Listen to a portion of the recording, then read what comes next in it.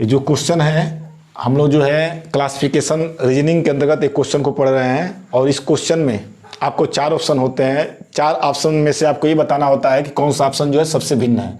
आप देख रहे हैं यहाँ पे स्टीमर, हेलीकॉप्टर, रथ और हवाई जहाज, ये 4 शब्द हैं। इसमें सबको भिन्न शब्द बताना है।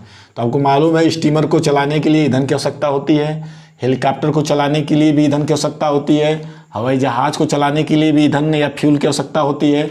लेकिन जो रथ है इसको चलाने के लिए किसी ईंधन की आवश्यकता नहीं होती, अर्थात जो है इसको चलाने के लिए जानवरों की आवश्यकता होती है। अतः यह जो है सबसे भिन्न शब्द है। उसके बाद आप क्वेश्चन देख रहे हैं 56, जिसमें पहला बोला है चाकू, दूसरा बोला है छुरा, तीसरा बोला है कुल्हाड़ी और चौथा जो है तीर। इसमें आपको बताना है कि कौन सा शब्द जो है सबसे अलग है। तो इन चारों शब्दों को अगर ध्यान से देखा जाए तो चाकू के द्वारा अगर आप कोई काम करते हैं तो इसको आपको हाथ में पकड़ना पड़ेगा। अगर छुरा को भी अगर आप किसी तरह का कोई यूज करते हैं तो इसको भी हाथ में पकड़कर ही कोई काम कर सकते हैं।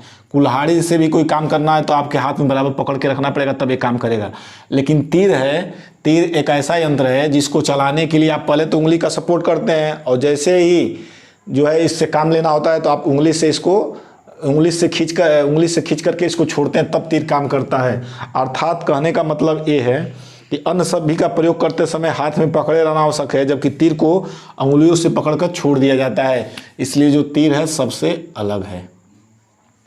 अगला जो है क्वेश्चन जो इसमें बोला है बिल, दूसरा है कुत्ता घर, तीसरा है घोंसला और चौथा है नाव।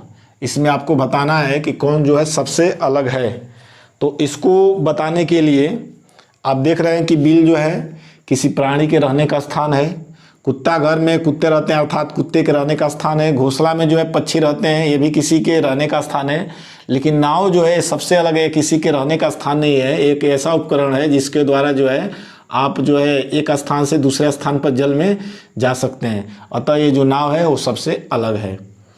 अगला क्वेश्चन है इसमें क्वेश्चन 58, जिसमें बोला गया है प्रसन्न, दूसरा है सुख, तीसरा है आनंदित और चौथा है उदास। ये 4 शब्द हैं और इन 4 शब्दों में से आपको बताना है कि कौन जो है सबसे अलग है।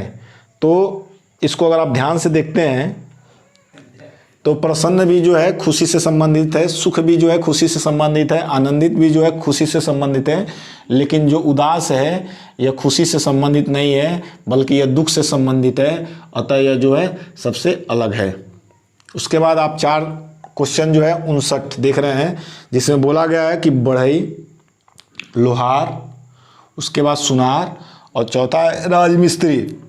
बताना है आपको कि इसमें सबसे अलग कौन है। तो आपको मालूम है कि जो बढ़ई है, यहाँ पर जो बढ़ई है यह किसी न किसी जाति को प्रदर्शित कर रहा है। बढ़ई एक प्रकार की जाति होती है, लोहार भी एक प्रकार का जाति होता है, सुनार भी एक प्रकार का जात होता है। लेकिन राजमिस्त्री जो है किसी प्रकार की जाति नहीं होती है, एक प्रकार का एक पेशा है, इसलिए जो सबसे अलग है। पुनः आप देख सकते हैं बढ़ई, लोहार, सुनार, यह तीनों जो है किसी न किसी जाति को प्रदर्शित करते हैं, जबकि राजमिस्त्री एक प्रकार का पेशा होता है जिसमें लोग जो है अपने पेट को भरने के लिए कुछ विशेष कार्य करते हैं, इसलिए इसको हम जो है सबसे अलग कर रहे हैं। उसके बाद क्वेश्चन 60 जो है काजू, सेब, नारंगी और अंगूर, ये 4 सेब हैं, ये 4 जो ये फल हैं और इन 4 फलों में जो है आपको बताना है कि कौन सबसे अलग है। तो आपको मालूम है कि जो सेब होता है ये रस से भरा हुआ फल है, नारंगी जो है ये भी जो है रस से भरा हुआ फल है, अंगूर जो है ये भी रस से भरा हुआ फल है। लेकिन जो काजू होता है ये शुष्क फल है, इसलिए ये सबसे अलग है। अगला क्वेश्चन है क्वेश्चन 61, जिसमें बोला है यूनिफॉर्म, टाई, शर्ट और पैंट। तो आपको मालूम है किसी भी स्कूल में उसकी गुणवत्ता के लिए एक जो है स्पेशल यूनिफॉर्म रखा जाता है। इसी के अंतर्गत जो है यूनिफॉर्म के अंतर्गत टाई भी आती है, शर्ट भी आता है, पैंट भी आता है और अन्य तरह के वस्त्र भी आते हैं।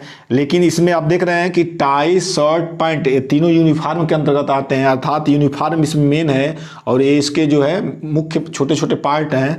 अतः यूनिफॉर्म जो है सबसे अलग है। इस तरह आपने देखा कि क्वेश्चन 61 तक हम लोगों ने रीजनिंग के अंतर्गत क्वेश्चन 61 तक हल कर लिया और इसके बाद इसके बाद जो है अगला क्वेश्चन जो है हम अगले में पढ़ेंगे।